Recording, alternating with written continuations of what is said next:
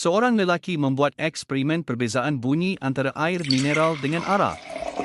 Lalu dia mengambil 2 gelas kosong dan menuangkan air mineral dan arak ke dalam gelas yang berbeza.